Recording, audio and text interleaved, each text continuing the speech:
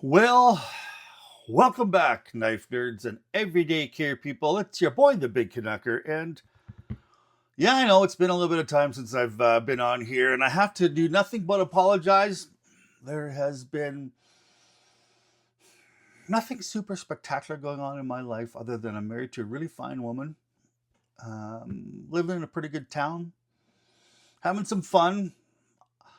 I guess part of the reason is a lot of the knives I've been getting lately have been just really stupid. Except for this one. This one here, I'm not sure if you guys, about 5 years ago, one of my first videos is I wanted to put my out into the existence what my top 10 grail knives would be at the time. And that was 5 years ago. And I went back and had a look at it. And there were some surprising things on there that I didn't quite remember. Some things I did remember. There's some grails have been achieved. And in there, this was on the honorable mentions. Now, this is a really, really polarizing knife. Some people are like, oh my goodness, why are you paying so much for this? And some people are like, oh my goodness, you got this inside your hand. And I have to tell you that, a lot of times when you get a grail knife in your hand, yeah, sometimes you've built it up so much in your mind that you're just like, oh my goodness, what was all the fuss about? And then there's other times when you get that grail knife and you're like, oh my goodness, this thing is so much better than I thought it would be. And I gotta say, this one here is probably in the just as good as I thought it was. That rare category. I didn't really overblow this one in my mind. This one happens to be the Spyderco Marcin Slysz Bowie. So this was actually called the. Now, if you're a fan of Nick Shabazz, it's the Slysz Bowie, or the if you're Polish, it's Swish, and that's how you pronounce the guy's name, Slysz Bowie. Now, this one does have a little bit of modifications to it. It has an aftermarket clip, which I have to say I like better than the all-important best clip in the world, according to Nick Shabazz. This clip, this is an excellent clip. Don't get me wrong. I like the deep carriedness of it, but this one just seems to hide a little bit better in your hand. It's an aftermarket, and the other thing that the fella did, whoever owned this before me, he tried to polish this a little shinier than what that was, because it's actually a stonewash polishness. And here's another Slysz Bowie here, or not Slysz Bowie, a Marsan Slysz design. Here's another one here, right here. But the way that this finish is supposed to be, I would have to say, is something along the lines of this one here. This one happens to be a Southern flipper, and this is how the original finish was on it.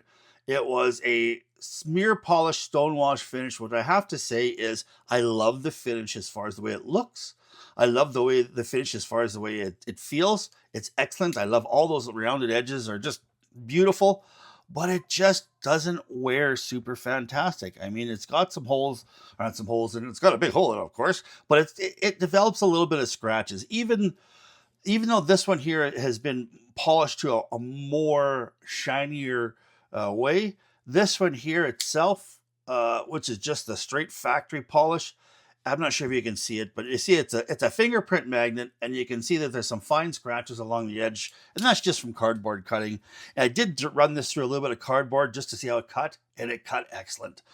Yeah, let's kind of go over the numbers on this right off the bat, and then we'll have a look at some of the features and some of the reason why I think this has been such a really well, first of all, I think this has got the Nick Shabazz tax on it. That's for sure. Nick Shabazz, if you're a knife guy that's been around for 10 years plus, you've heard Nick Shabazz and I think he's got kind of a New York drawl here. Hey, knife nerds and everyday care people, it's your boy, the Big Canucker here, just breaking into this video. Just want you guys to please hit the old subscribe button, the like and share. Help me to spread my voice if you think I've earned it, and I appreciate it so much, you guys. Now back to the video. He's got a New York accent, or a really recognizable voice and accent, and he was the knife guy when I first started watching knife reviews. There was him and another fellow by the name of Randy Johnson, who I actually got to contact here a couple times through Instagram. And one of these days I want to interview him, because I really, he was the guy who taught me how to sharpen on stones. Like I say, Randy Johnson, you're one of the OGs, and please come back and start making some more content, because I absolutely loved it. Anyways, from my understanding, is these knives were out there in the world and they were thought of as quite expensive, and then they kind of sat around for a bit in places, and then Nick Shabazz did a review, called it a gem, and the next thing you know, these things are are $500, $700, even $1,000 on eBay. People are just absolutely bananas over these, and I gotta say, for what this knife was worth when it first came out, I think that was somewhere around $250 US. They were worth that all day long. They were absolutely way ahead of their time. These were absolutely fantastic. I think this is an excellent knife, especially for what it is. Now, is it worth $1,000? I gotta say, well, if I ever decide to sell it, it's worth $1,000. But man, oh man, this one here is valued at around 750. And the reason being, as I think, is because it also comes with a fat carbon, or a beautiful carbon scale to it, and it just is absolutely gorgeous. That is a wickedly gorgeous scale to it. But just as it is itself, let's just see here. It is 7.75 inches long total, 3.375 inches as far as blade length. Now, there is a Knife Joy exclusive out there that is kind of, they brought it back. It's not quite the same. It's a little bit bigger blade. It's a tiny bit longer, like 7.79 of an inch, and it's 3.42 inches. So it's a little bit bigger than this by just ever so slightly. This is 0.14 inches wide as far as the blade. Now, the CTS XHP steel, which is one of my favorite steels, it doesn't have the record for edge holding, and it's not the most super tough, and it's not the most corrosion resistant. But what I really like about this, and especially Carpenter steel to begin with, CTS steel, is when you put them away, I like to sharpen my knives where they are sticky sharp. I mean, it's just like they kind of want to reach out and grab you, even though you're just holding your finger on there. It's like, you know, it wants to cut you. And this one and this 204P, both of them Carpenter steels, when I put them away and I haven't touched them for a couple of months, they are that sticky sharp. And it just seems like some other knives that are out there, when I put them away, they're sticky sharp. I take them out and they're not sticky sharp anymore. They're really sharp. And then I kind of strop them a little bit on a diamond strop, and they're right back there. But it's almost like the very edge oxidizes just a little bit. And it doesn't seem like it happens to the Carpenter steels. Maybe it's the micro melt structure that they do. Maybe it's the super fine. I don't know if it's something to do with the process or just something to do with those two steels. That is just part of the thing that I have noticed. That being, now, they say it is a clip point, and they say that it's a Bowie design, and it is ever so slightly. I mean, if you you can see that little hump right there, and if you kind of squint your eyes and you remember back, maybe you could think this is a Bowie, but it's just a really beautiful clip point. Now, the blade grind is totally flat ground, so it is a really nice slicer, and I just love the fact that everything is rounded. There's no super sharp sharp edges on this. It's just absolutely gorgeous. Now, the other thing I really like is the fact that this is rounded titanium, which is not something that there was a lot of done back in the day, which probably kind of led to the price. Now, you see here, one of the other Marsan Slysz designs is more of a flat ground here. The sway back is gone to that rounded kind of design. The Knife Joy exclusive doesn't have that rounded. It's more of a flat design, and it's also blue too as well. Now, the finish here is a stonewash titanium as well as a mirror polish stonewash on the blade. Now, they say that this does kind of collect a little bit of snail trails, and I can tell you that it does from the fact. If you look here at my sway back, it is definitely caught a lot of snail trails. If you can see here, I mean, hey, I've got users here. They're not like, Save Queens, so not all my knives are users now. I always promised myself I wouldn't have Safe Queens, and then I took an on and I beat the smoke out of it, and I ended up selling it for way less than what I thought I could have. But just because of yeah, they're no fun. I guess I've got a couple of knives I just purchased recently that are well over $1,000, and I haven't decided to take those out and EDC them yet. It's hey man, when you got a $1,500 knife and you got it in your pocket, I'm so worried about that, and it's taking the fun out of it. I think I might decide to kind of sell some of those real expensive ones and get a whole bunch more of these, knives that I can carry and use and beat the hell out of and have some fun with. I think I might be kind of trending towards more of that in my knife collecting career, but yeah, we'll find out. Now the weight is 4.25 ounces, which is excellent out there. It is right hand and left hand carry.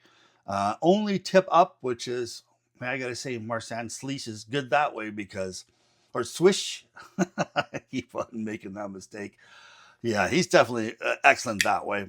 Now, the one thing about this knife, and the one thing that everybody really liked, was the fact that it made a very particular sound when it was opening. Can you hear that lock? And it locks up at about, 50% plus, which is okay. But it just makes a beautiful sound. And that is something that I try. I put the carbon scale on there, and it didn't make the same noise. It wasn't quite as noticeable. It did make a little bit, but that is one thing that removing that scale. That just must be the fact that the titanium, and it just makes a beautiful sound. Here, let's see if I can put it towards my microphone. See, I love that. Absolutely love that. Now, I've had other people here talk about, I've watched some reviews on this. They say that it's not drop shutty, but it is. Like, I mean, it's not drop shutty in the fact that when you close it, you kind of got to shake it closed. That's, yeah. But it's on washers. As soon as you remove that lock bar pressure, it is so drop shutty. Now, they say it is hydraulically smooth. It is hydraulically smooth. It is absolutely beautiful. And those are some of the things that I think what brought that to the attention of the knife world early on is that the quality of this knife, the fit and finish, the way it was designed, the smoothness of it was very reminiscent of knives that were quite a bit more expensive, even double expensive. A lot of people compare this to like the Chris Reeve Sebenza as far as its hydraulic smoothness. And you were getting that in a knife that was half the price. You were getting the same fit and finish. You were getting a beautiful functional design. And you were getting some of the things like the rounded contoured edges, the mirrored stonewash finished, all their edges here contoured.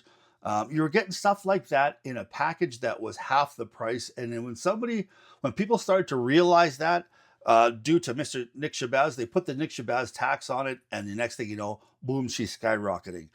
It is a knife that is far ahead of its time back when it first came out 10 years ago or so. But it is, it is not as some of the other guys out there saying as far as what it is now. So you got, this ZT here is this ZT here is my absolute go-to work knife. If I'm going to beat the hell out of a knife and I'm going to take it on, because I do lots of I don't do like crazy amount of work or anything like that. But if I'm going to be doing any sort of, yard work or anything like that, this is the knife that I stick in my pocket because it is fantastic. It takes a wicked edge, and it's a flipper and it comes out like furiously, it's super fantastic. You see, it's all dirty and it is kind of drop shutty.